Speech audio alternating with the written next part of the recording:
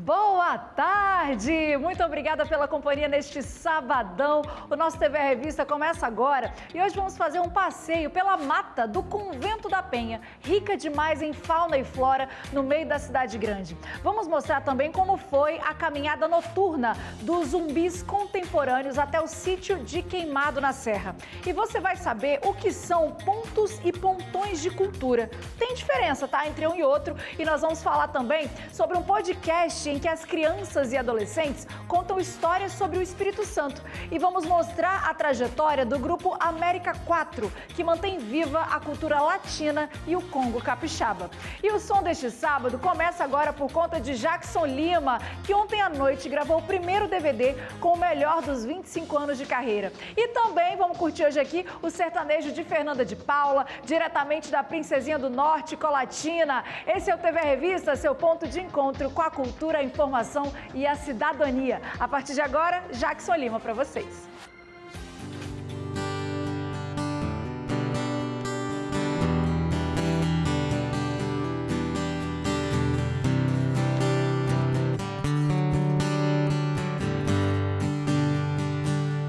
Every breath you take, every move you make, every bond you break, every step you take, I'll be watching you.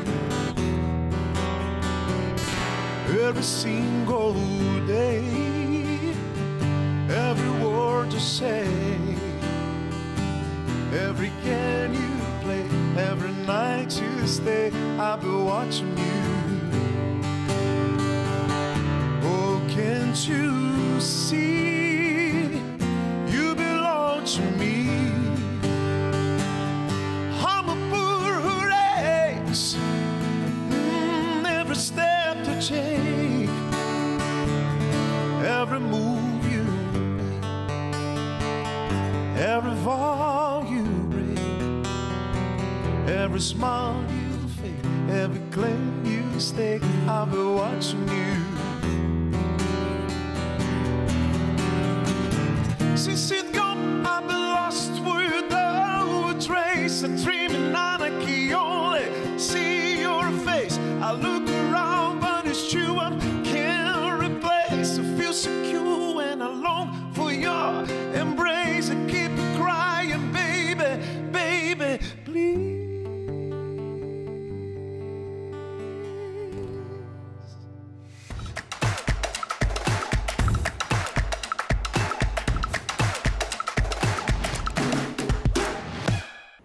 A reportagem que abre o TV Revista de hoje nos leva ao alto de um penhasco, cercado por verde e com vista para o mar. Estou falando sobre o Convento da Penha, que é um dos maiores símbolos do nosso estado. E além da importância turística, o convento abriga uma área importante de Mata Atlântica, funcionando como um refúgio de biodiversidade bem no meio da cidade. Se eu quiser falar com Deus. Para falar com Deus, tem gente que sobe ladeiras, como essa, do Convento da Penha. Lá no alto, a 154 metros de altitude, um santuário com mais de 4 séculos de história. Um dos lugares mais conhecidos do Espírito Santo e o principal destino religioso do estado. Quem sobe a ladeira muitas vezes está concentrado na caminhada ou então em chegar ao convento. Mas basta olhar um pouco em volta para perceber que o caminho também passa por uma parte importante da natureza capixaba. Essa área verde aqui é Mata Atlântica e hoje é considerada uma das maiores áreas preservadas de Vila Velha. São mais de 50 hectares de Mata Atlântica espalhados pelo Morro do Convento. Uma área que abriga várias espécies de plantas e animais.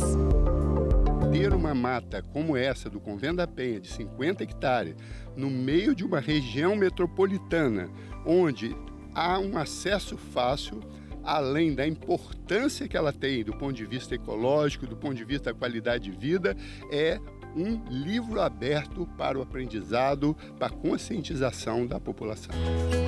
A Mata Atlântica que cerca o convento abriga árvores de diferentes tamanhos e idades. A floresta não é um amontoado de árvore, é uma estrutura dinâmica, funcional, harmônica, onde tem regras e leis que não são burladas. Regras e leis inteiradas com o clima, inteiradas com o solo e com a ciclagem dos nutrientes. A diversidade não está só nas árvores. Essa área também é abrigo para vários animais. Pequenos lagartos, roedores, borboletas, morcegos, várias espécies de pássaros, né? Sanhaço, bem-te-vi. Eu acredito que talvez macacos. Eu acredito que a gente possa ter até mais fauna do que a gente imagina. E ao passar pela mata durante a visita, tem gente que aprecia já sabendo o que é, mas tem muita gente que nem imagina que está dentro de um fragmento preservado de Mata Atlântica. Tá legal demais, né? Eu venho praticamente todos os dias eu venho aqui. É uma tranquilidade, né? Vai lá em cima, reza um pouquinho, desce, pega esse ar maravilhoso, é fantástico. É a segunda vez que eu venho ao convento, né? E da outra vez eu não tive a oportunidade de passar por essa trilha. Então foi satisfatório, porque a temperatura é gostosa para subir, né? E a vista também muito bonita. É o que encanta a gente, é o que nos encanta, é ver essa área preservada, é ver esses animais que a gente, diferentes, que a gente às vezes se depara aqui no caminho da subida e na descida. Aqui é muito bom, é saúde, é paz, é harmonia pura, pura natureza. É na fé, na história e na natureza que o Convento da Penha vai guardando muito mais do que aparece no primeiro olhar. No meio da cidade, esse pedaço de Mata Atlântica continua de pé e é um refúgio verde que lembra a importância de preservar.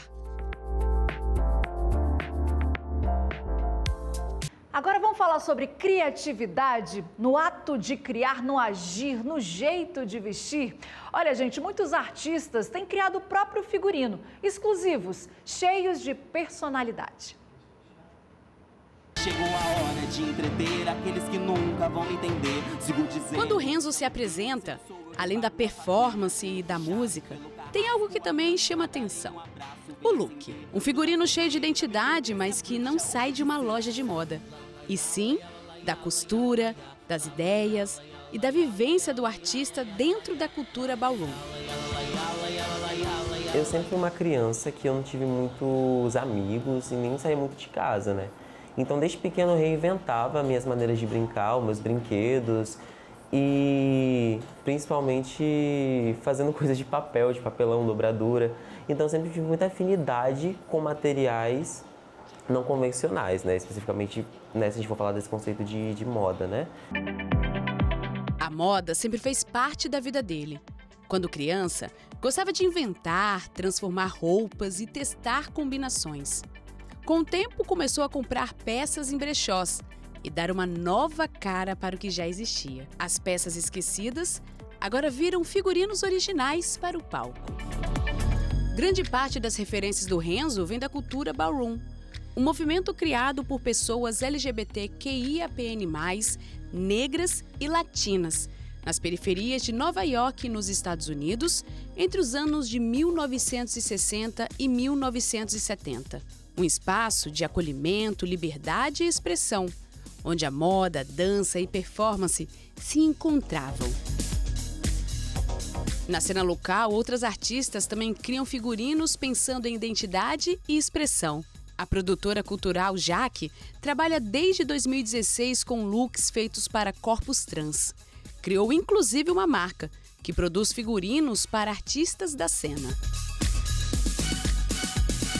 Eu começo a ver a necessidade que pessoas trans, que eu tenho, de criar para outros corpos que não sejam os corpos que a moda comum cria. Que é isso, todas as roupas vão ser criadas para pessoas cis.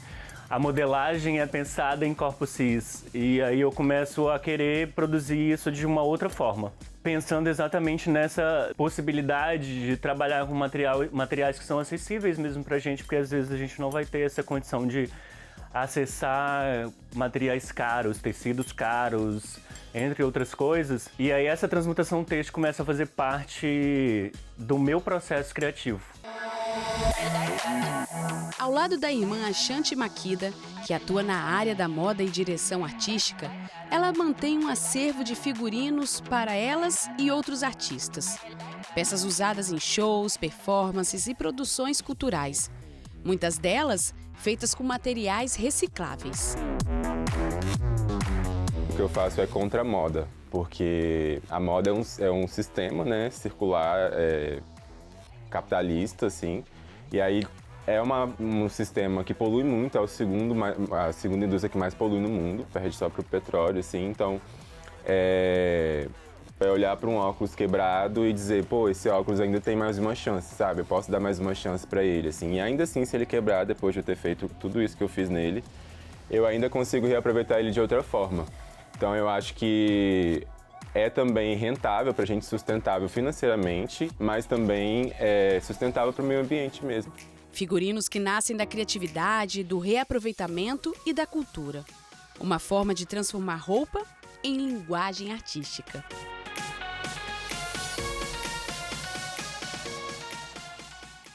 Neste mês de março, relembramos a insurreição de Queimado, uma das maiores revoltas de escravizados do Brasil, que aconteceu em 1849 na Serra.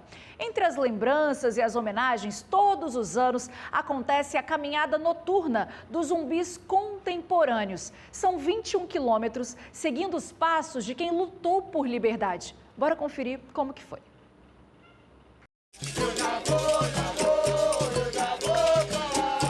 O toque do berimbau, o som dos tambores. O chamado da ancestralidade foi atendido.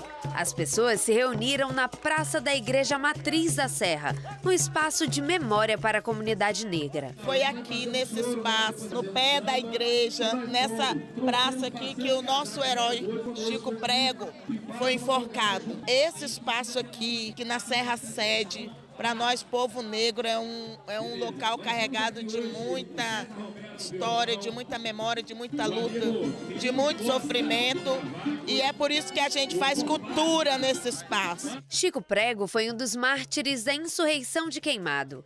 É aos pés da estátua dele, à meia-noite, que se inicia a 14ª Caminhada Noturna dos Zumbis Contemporâneos, que ressalta valores inegociáveis. A caminhada dos zumbis contemporâneos tenta colocar em evidência tudo aquilo que oprime a comunidade negra, mas não na dor, festejando. Tanto é que o som permite que nós fazemos esse lamento, mas com o som da alegria. São 21 quilômetros até as ruínas de São José do Queimado, local que foi cenário de uma das revoltas mais marcantes do período colonial e, recentemente, tombado como patrimônio cultural nacional pelo IPHAN. A insurreição de Queimado foi um movimento de revolta pela liberdade, organizado basicamente por três elementos que lideraram esse movimento: Elisiário, Chico Prego, João da Viúva. E essas pessoas acreditaram numa promessa de liberdade feita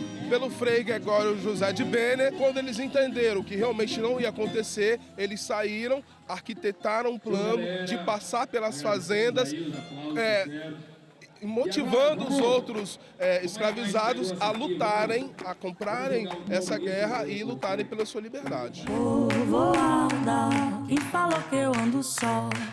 Nessa terra, nesse chão de meu Deus, sou uma, mas não sou só. Boa parte do trajeto é feito assim, na ausência de luz, como faziam os escravizados em busca de liberdade, o que torna essa caminhada ainda mais simbólica, mantendo viva a memória de quem lutou, resistiu e fez história. A caminhada que nós fazemos, ela guarda todo um simbolismo, né? É realmente para lembrar dos nossos ancestrais e da luta, principalmente da luta daqueles que participaram da insurreição de Queimado, e para mostrar que essa luta não foi em vão. É muito significante para mim, eu acho ela maravilhosa, por ser a consciência negra, né? E eu sempre faço os pardinhas cheias, então eu gosto demais dessa caminhada. É grandioso estar participando, porque eu acho que eu tenho um pouquinho deles, né, comigo quando eu estou nessa caminhada. A gente se recorda, né, do que foi para eles, né, de que não foi fácil, né, a vida que eles tiveram lá atrás.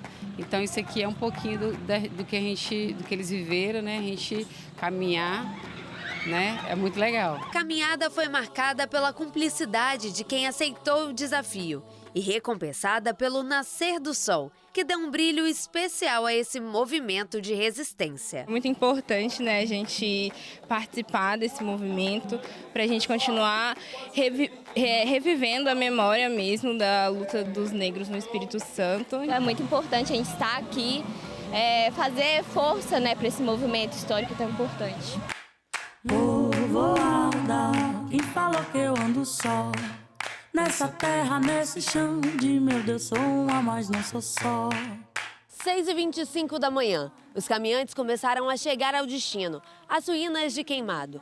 Um lugar de esperança agora ganha um novo capítulo, mais um respiro para continuar lutando por dignidade e respeito. Quando a gente chega aqui, a experiência é totalmente assim, é um êxtase de emoção, tanto que a gente já chegou, já tirando foto, já vendo a paisagem, que aqui é uma paisagem, além de ser hoje um local histórico, né, e de contemplação para todos e todas as nossas gerações futuras, que vai ser agora um local protegido, né, para todos nós. E a gente está aqui entre os nossos, né, entre os nossos pares, é isso que dá sentido para a gente continuar aí nas lutas, né, da vida. Quando a gente está falando de Queimado, a gente está falando de reparação e justiça histórica, né? Basicamente trazer à memória várias lutas e também esforços da população negra pela cidadania, pela dignidade, pelo direito de viver bem. O que a gente está aqui falando é justamente sobre isso. Sou uma, mas não sou só.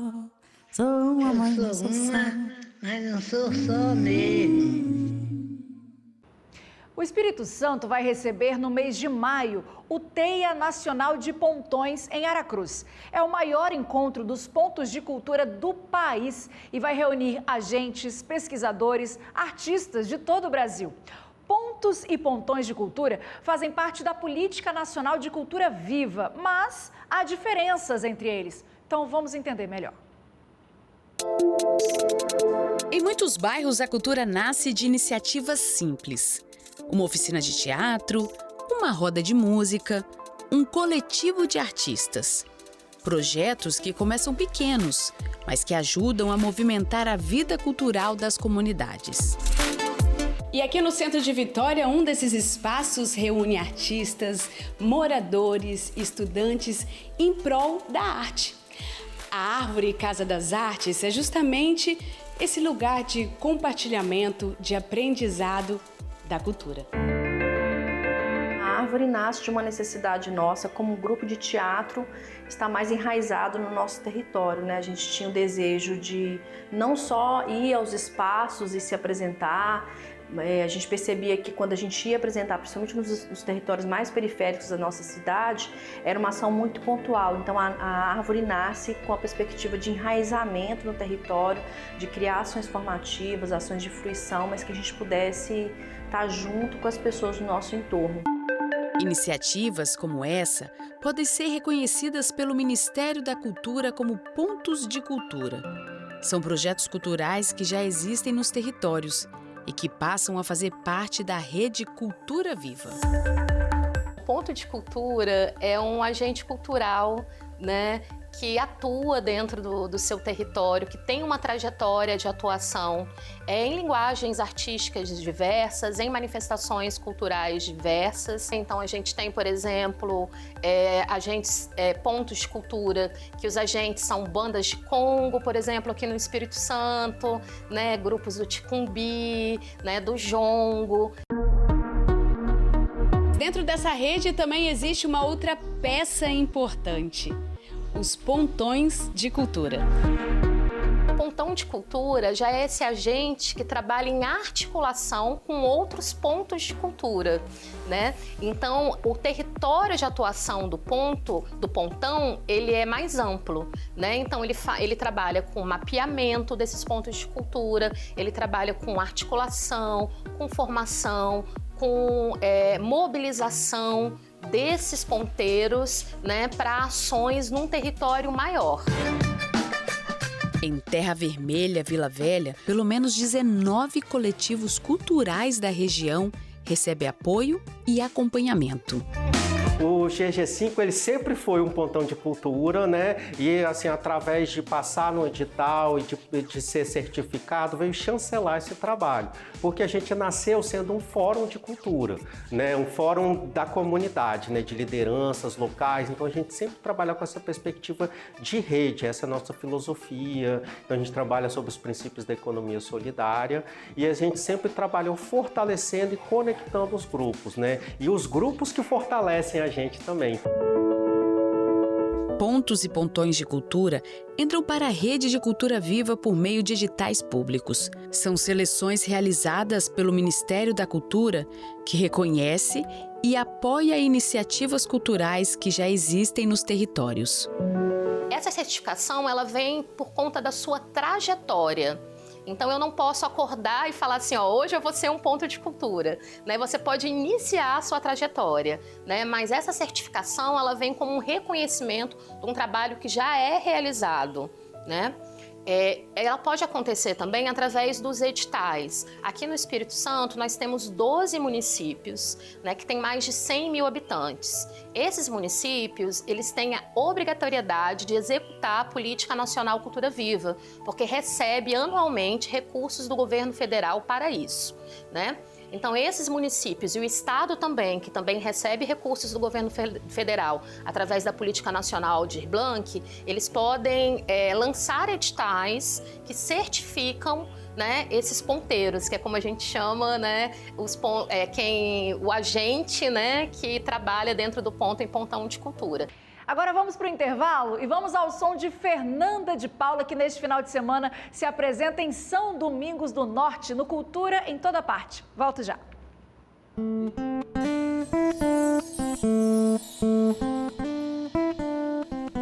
Vou chamar ela pra ver um filme lá em casa. Mal sabe ela que a minha TV tá estragada. Vou chamar ela pra tomar um gin na taça. Mas depois que eu fizer com ela, ela vai pedir água com a carinha de apaixonada e as roupas pelo chão catando pelo teto que eu vou dar nela. Amanhã ela liga, como é que é? Vai lá em casa hoje, bebe umas comigo. Saudade de ontem, de você beijando abaixo do meu umbigo. Vai lá em casa hoje, bebe umas comigo.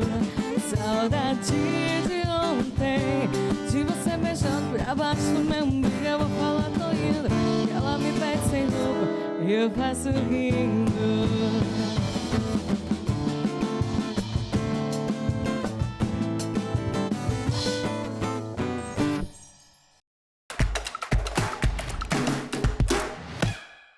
TV a Revista de volta e voltamos já colocando mais música boa nesse programa, hein, minha gente? Agora com o vozeirão de Jackson Lima.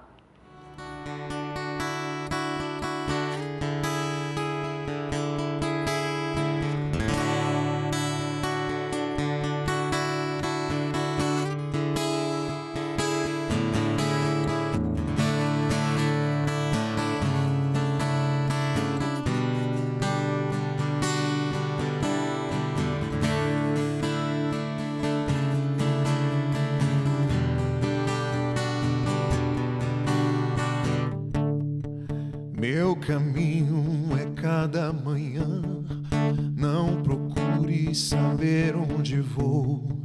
Meu destino não é de ninguém, eu não deixo os meus passos no chão. Se você não entende, não vê, se não me vê, não entende. Não procure saber onde estou, se o meu jeito te surpreende. Se meu corpo virasse sol, minha mente virasse sol, mas só chove, chove, chove, chove.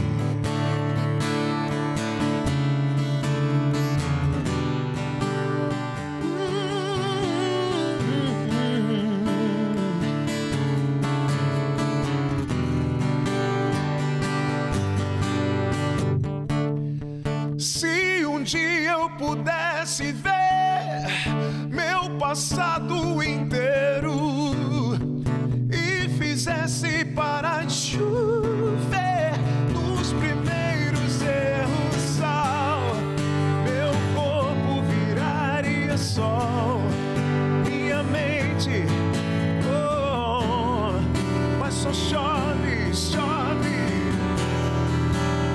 chove, chove. Meu corpo viraria sol, minha mente viraria, mas só chove, chove, chove, chove, oh.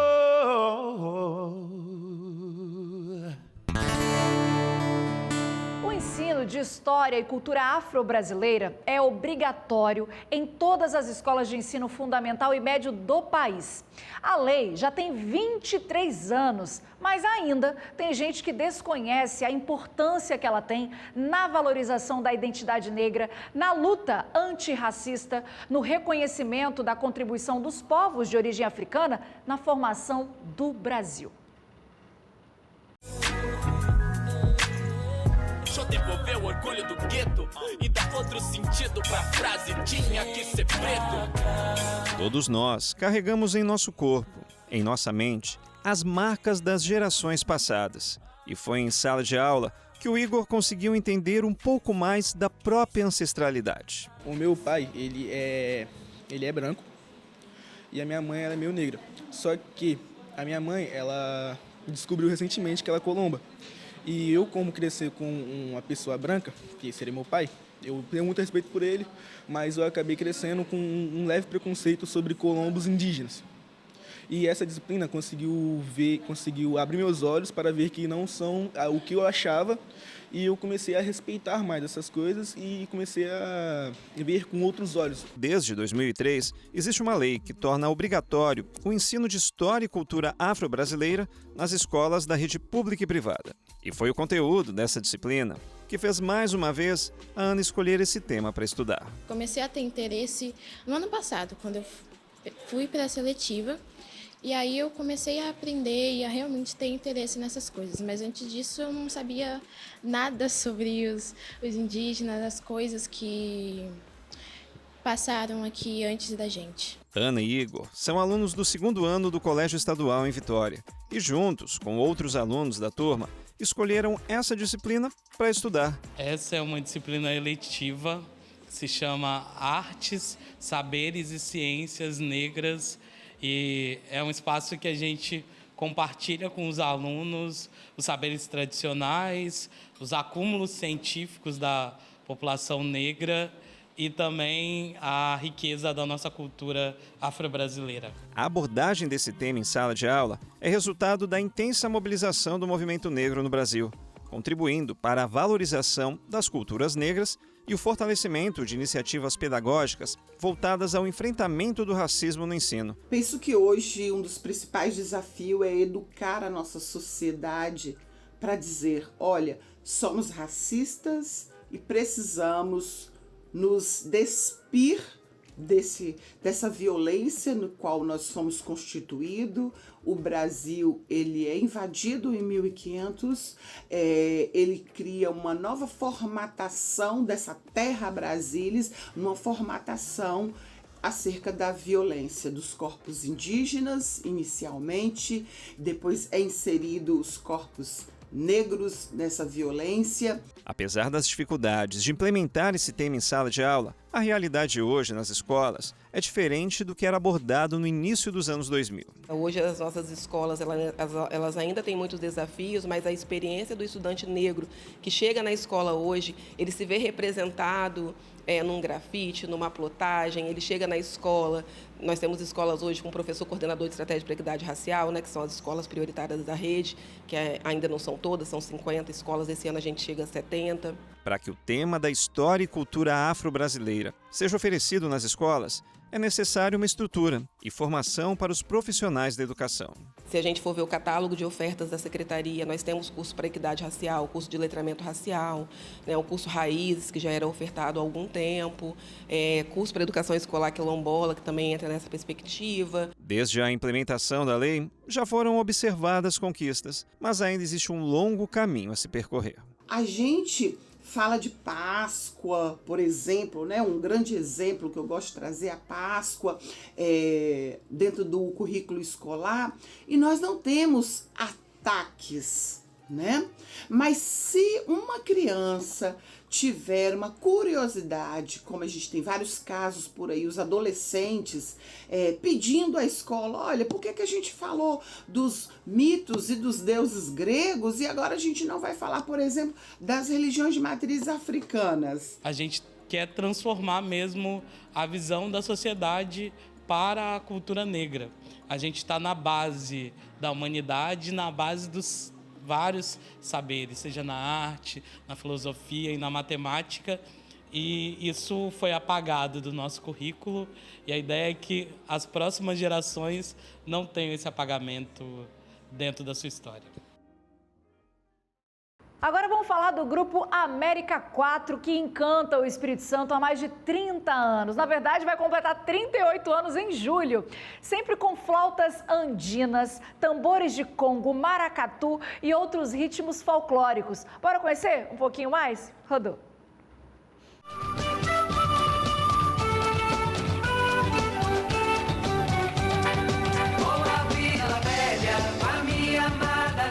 Era 1988. 4 homens de 4 países diferentes se encontraram.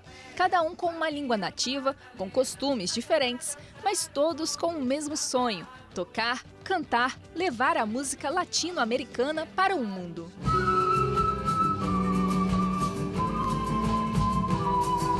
Foi assim, com a união e talento de um boliviano, um peruano, um brasileiro e um chileno, que começou o grupo América 4. O grupo América 4 começou assim.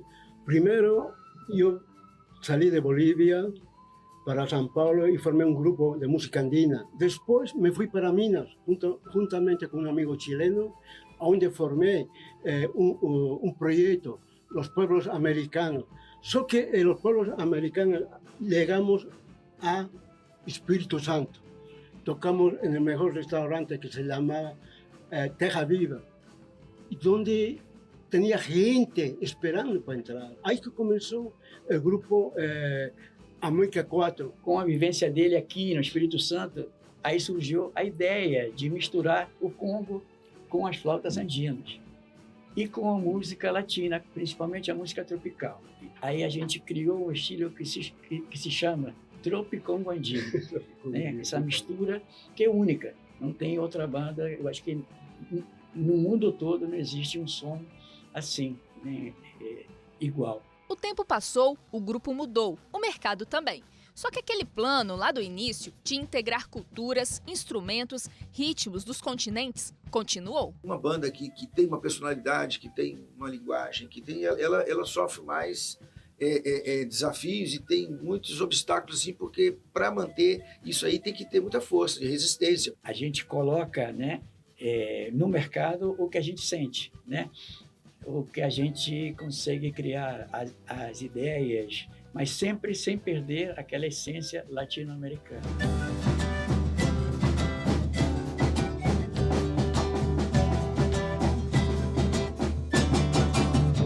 Mais de 30 anos juntos. O que não falta é história, de perrengues, de comemorações, de sentir aquele friozinho na barriga antes de se apresentar. Uma troca de energia, né? A gente tem que estar com essa energia boa para poder, né, passar para o público e vice-versa, né? A gente é uma troca, né, de energia, então isso sempre mexe com a gente antes de tocar. Para manter quase 4 décadas de amizade e trabalho, foi preciso muita coisa, mas tem uma em especial. São amigos muito queridos, respeitosos, então acho que isso é o que faz a gente estar junto até hoje.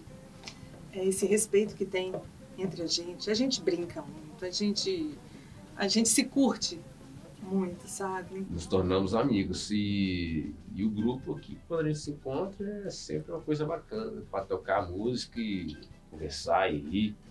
É legal demais, muito bom estar aqui com eles. Quem pensa que eles vão parar por aí, tá enganado. América 4 já tem novos projetos e sonhos construídos ao longo desses 38 anos para saírem do papel. Queremos tentar viajar, se é possível, de repente viajemos para Bolívia. É um dos projetos mais importantes e também viajar de repente a São Paulo, volver a Minas Gerais, levar o projeto los 38 años de conmemoración de resistencia musical.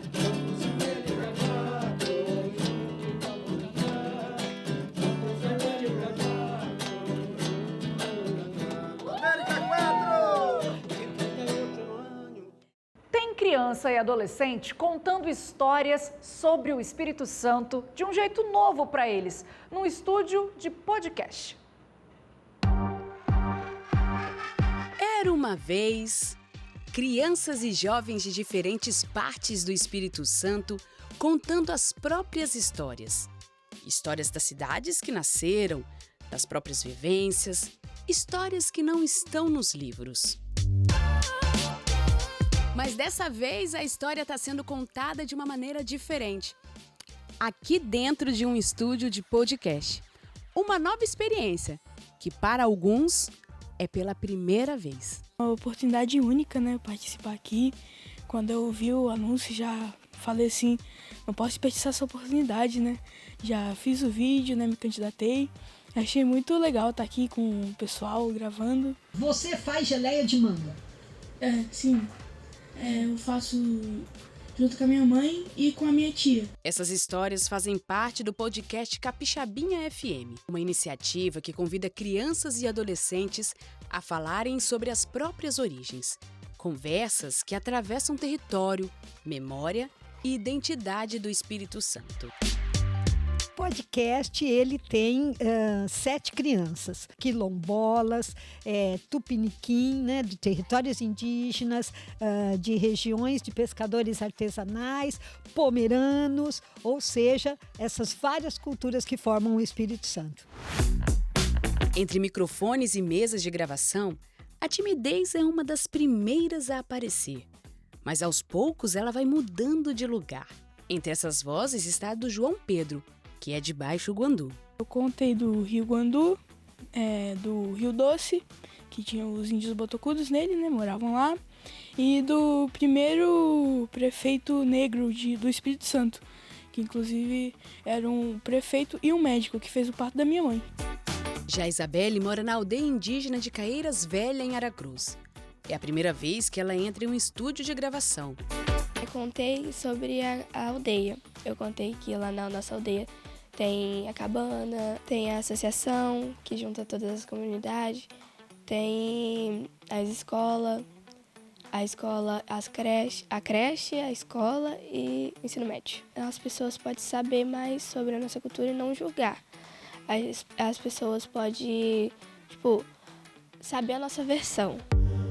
A primeira temporada do Capixabinha FM terá 6 episódios. Ao longo da série, outras narrativas ajudarão a complementar o que é contado pelos participantes. Estes vão ter intercalações com um livro didático que fala, né? Então eu vou ser a voz, o locutor desse livro didático, contando as histórias, né? Por exemplo, como os ciganos chegaram, os indígenas, histórias de Baixo Guandu que as crianças às vezes não conhecem, não sabem. Então a gente vai trazer esse livro didático, esse túnel do tempo, e vai ser bem legal. E se tudo começou com Era Uma Vez, como será que esses jovens narradores imaginam o final dessa história que eu estou te contando? Quero que ela chegue longe. Quero que todo o mundo saiba. Levar essas histórias para outros lugares, né, para as outras pessoas, para espalhar mais, né, para as outras pessoas conhecerem melhor. Baixo Guandu, que é uma cidade pouco conhecida, né, mas que tem histórias bastante marcantes. O podcast deve ser lançado em abril. E até lá, quem quiser conhecer mais sobre a iniciativa pode acompanhar tudo pelo Instagram, @capixabinhafm, beleza? E ó, gente, vocês estão lembrando que hoje acontece a grande final do Campeonato Capixaba de Futebol? Porto Vitória e Serra se enfrentam às 4 da tarde no Kleber Andrade. No jogo de ida, deu 3-1 para o Porto Vitória, que segue então com 2 gols de vantagem. Tá mais perto da taça, né? Mas esse capixabão tá surpreendendo a cada partida e tudo pode acontecer. E a TVE vai transmitir tudinho com pré-jogo a partir das 3 da tarde. Fica o convite para vocês acompanharem também aqui na TVE, que a emoção é certa, viu, minha gente? Olha, muito obrigada pela companhia no nosso TV Revista de hoje. Lembrando que de segunda a sexta o nosso encontro é ao vivo e começa meio-dia em ponto na TVE e no YouTube. Então agora, ó, aproveite bem seu final de semana, curta muito o Espírito Santo. Beijo, gente! Tchau! Morro de saudade longe do seu beijo, coração não para de acelerar. Quase a 200 por hora, batendo no peito, cria asas querendo voar. Sua voz me chama, eu grito seu nome ao vento, e o meu pensamento vai te encontrar. Meu olhar se perde buscando seus olhos no mar, olhos cor da noite, prata do luar. Essa saudade tá morrendo sim. Eu não consigo, eu não posso, preciso te ver. Essa saudade é tamanha, já não cabe em mim. Tô voltando agora pro meu bem-querer. Essa saudade tá doendo sim. Eu não consigo, eu não posso, preciso te ver. Essa saudade é tamanha, já não cabe em mim. Tô voltando agora pro meu bem-querer. Quando eu te der um sorriso, tu me dá um beijo. Tudo em você é novo, queima de desejo.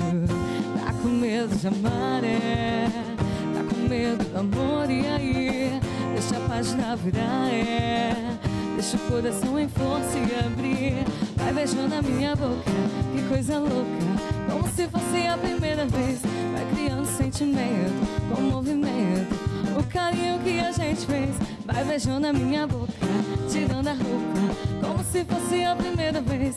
Vai criando sentimento, com movimento, o carinho que a gente fez. Só quem viveu essa época, hein?